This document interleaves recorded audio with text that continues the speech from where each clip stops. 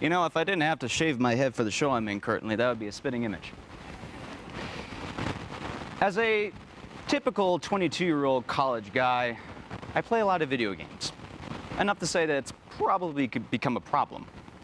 Out of the many genres of games that I play, horror is the most intriguing one that I play, whether it's me actually playing them or me watching someone else playing them in the event that I'm too scared to play it myself. During one of my YouTube browsing sessions, I looked up a game known as Siren Blood Curse, which is a Japanese-developed horror game. What I noticed as soon as the video started was, while it was still horrifying, I was confused as to it seemed different. I was being scared differently. It was running off of a different formula than what I've been used to by playing horror games from the past. So I looked up another Japanese-developed horror game, and it was the same thing. It was running off a completely different formula. At that point, my curiosity had sparked, and I asked myself, what other differences are there? Around the same time, I was taking a modern East Asian literature and cinema class, which was taught by Dr. Lisa Schneider-Rebozo, who is the director of ERSCA here. The final project was a research project that had something to do with East Asian media, and it could be anything we wanted. I felt that this was the greatest opportunity to ask myself, what are the differences between American and Japanese horror, and let's present it. So I began with my research by looking up things on the internet, looking up other people's observations, as well as research on the topic at hand.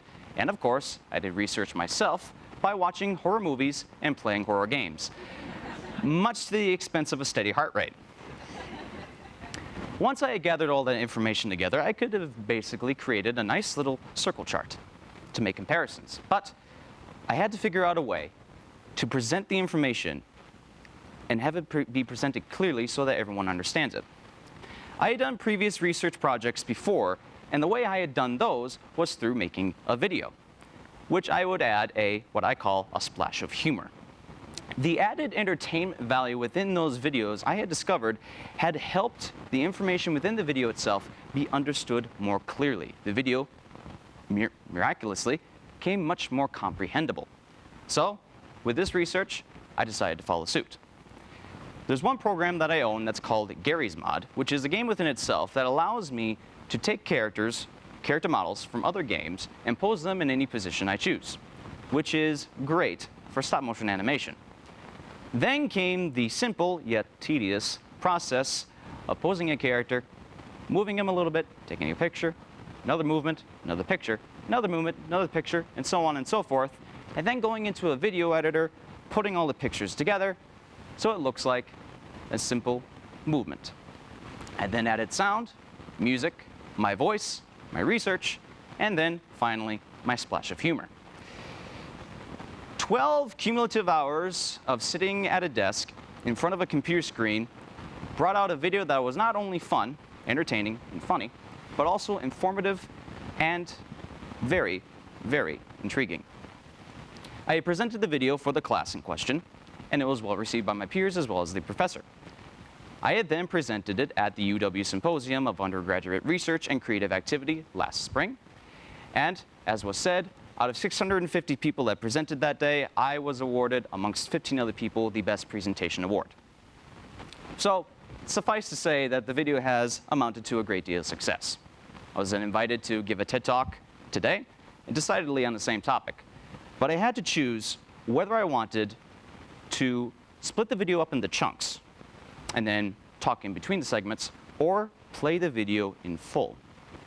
Though it does mean I have less time to actually talk, I knew that the video was doing its job properly, and that everyone here would best understand the topic at hand by watching the video in full, uninterrupted.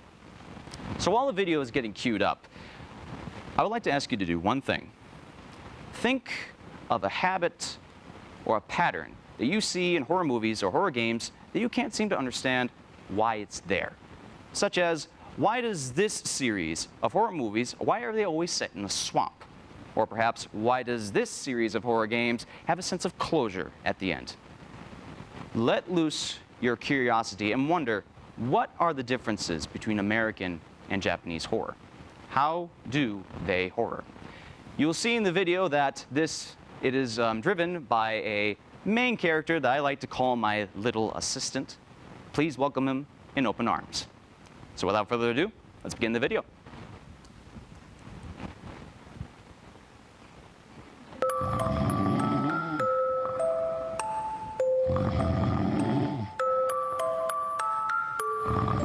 Wake up!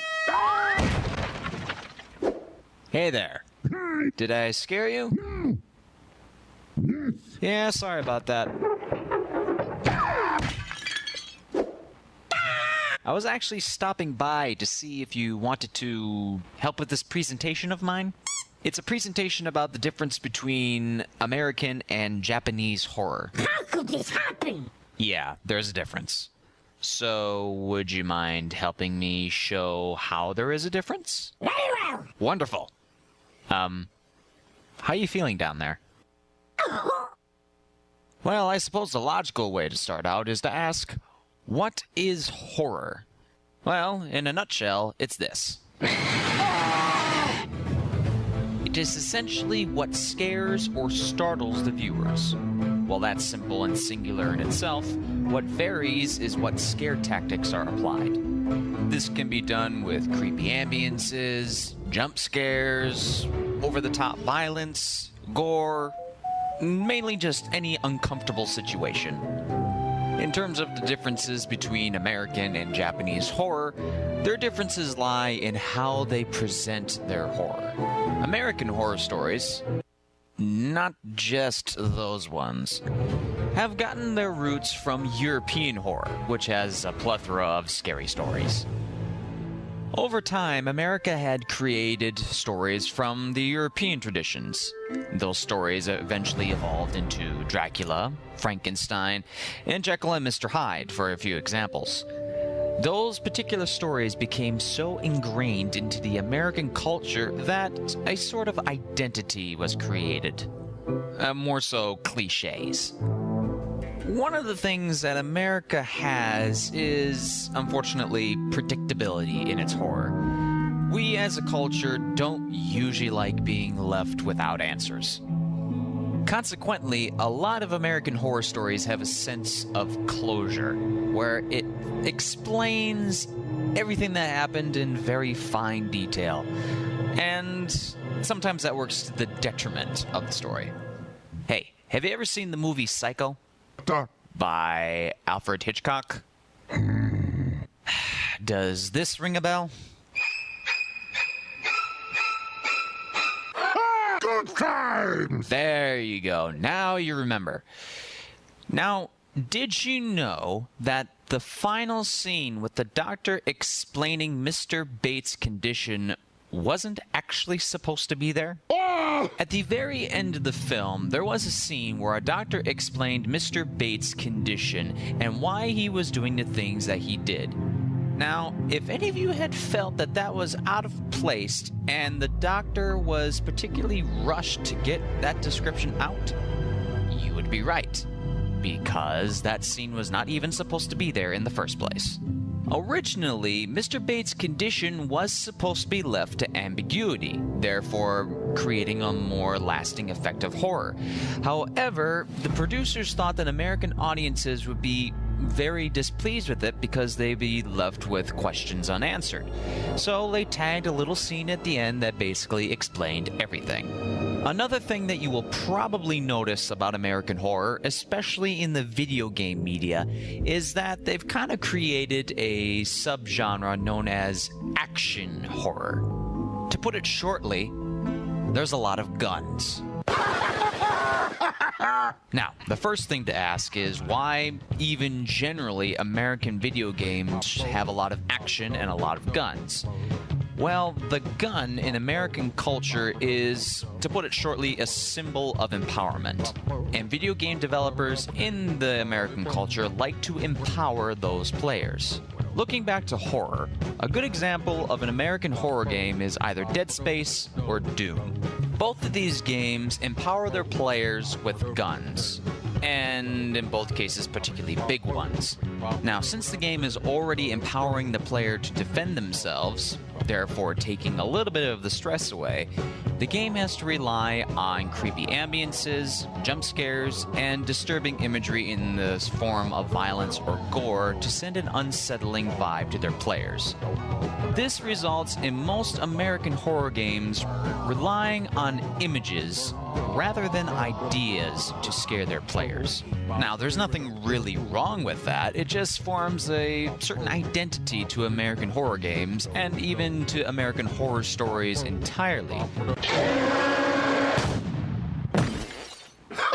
But I'm going to tell you right now, Japanese horror stories are way different. How could this happen? Well, first off, give me your gun. Go ahead. Thank you. You're gonna need this instead. Ah, this is bad. So, Japanese horror. Where to even begin? Well, first off, most Japanese horror games don't give you guns, let alone any way to actually defend yourself. And in some cases, they really amplify on that. A perfect example is Fatal Frame, which is what the camera is for. The basic premise is you're in a haunted mansion, haunted by ghosts, and the only way to get rid of the ghosts is to take a picture of them with your special camera.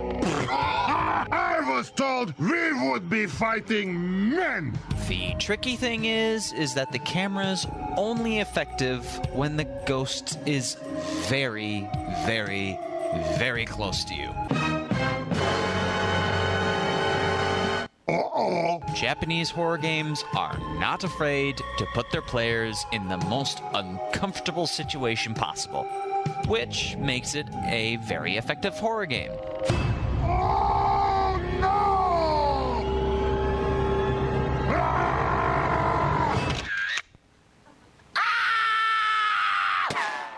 I leave! Moving on to the story aspect of the horror genre, Japanese stories don't give you answers. In fact, they give you more questions than answers.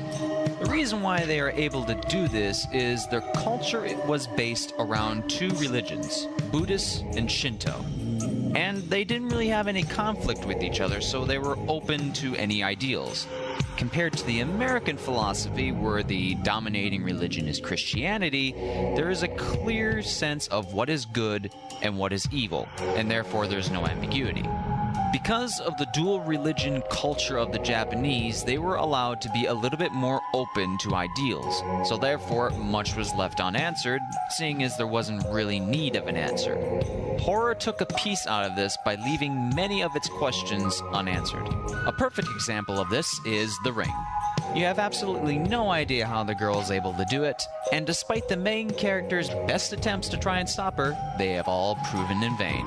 Which is another commonality with all Japanese horror. There is just no stopping it. Another interesting thing about Japanese horror is the locations. They're usually placed in damp, wet areas. In American culture, it's usually placed in dry areas such as mansions and old factories.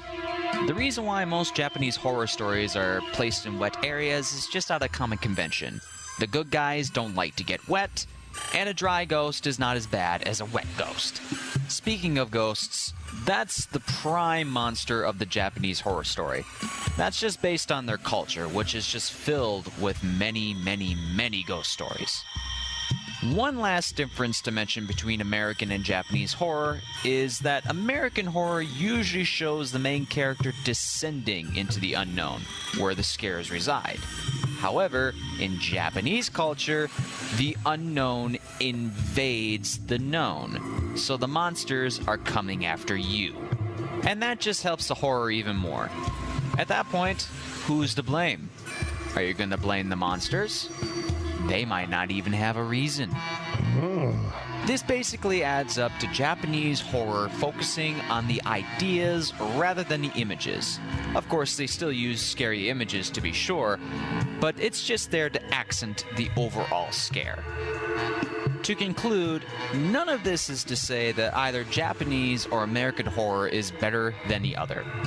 They have their own ways of scaring their audience, and some people react differently to others. It's just a matter of taste. But let me just say this out of personal experience. After reading some Japanese ghost stories, you're not going to be able to sleep for a couple nights. You can be very sure of that. Well, I think that'll do it for this presentation. Thanks for the help. It's good. You're not going to be falling back asleep anytime soon, are you?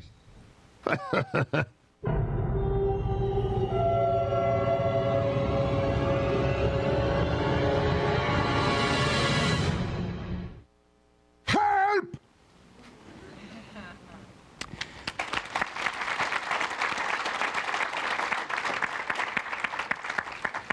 So now that the video has been completed, I want to challenge your curiosity even further. Think of what other cultures do with their horror, not just the Japanese and not just the American culture. Also, perhaps expand the choice of genre to others, such as adventure, mystery, romance, action, maybe even comedy. Think of how different cultures make their genre special. Thank you all very much for attending. Enjoy the rest of the conference.